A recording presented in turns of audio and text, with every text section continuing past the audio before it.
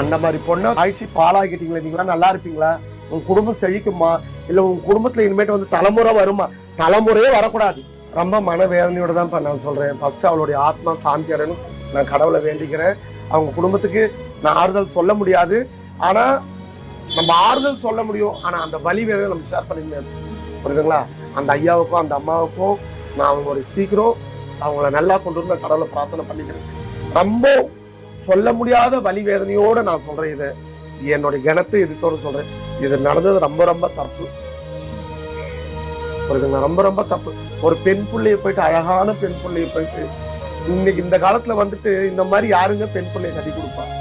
300 சவரம் நகை, 70 லட்சம் ரூபாய் காரு, கல்யாணத்துல பாதி ஷேரு, உங்களுக்கு வந்து பணம் எவ்வளவு கொடுத்தாங்க அது இன்னும் வெளியே வரல. இவ்வளவும் கொடுத்து இன்னும் வந்துட்டு வரதட்சணை, அது இல்லாம 10வது டார்ச்சர் வேற. மாமனார் 5 ஹவர் நிக்க வச்சு பேசியிருக்கலாம். ஒரு பக்கம் பிள்ளைகிட்ட டார்ச்சர், ஒரு பக்கம் அம்மா மாமியார்கிட்ட டார்ச்சர், ஒரு பக்கம் மாமனார்கிட்ட டார்ச்சர். ஒரு பொண்ணு எவ்வளவுதான் தாங்குவான்? பொண்ணுன்னு சொல்றவங்க பூ மாதிரி, அந்த தெய்வமும் பொண்ணும் ஒண்ணுதான். அந்த மாதிரி பொண்ணா ஆயிடுச்சு பாலாக்கிட்டீங்களா, நீங்களா நல்லா இருப்பீங்களா, உங்க குடும்பம் செழிக்குமா, இல்ல உங்க குடும்பத்துல இனிமேட்டு வந்து தலைமுறை வருமா, தலைமுறையே வரக்கூடாது. இதால யாரு என்ன திட்டினாலும் சரி, இந்த மாதிரி பண்ண பாவிக்கு தலைமுறையே வரக்கூடாது, தலைமுறை இருக்கக்கூடாது.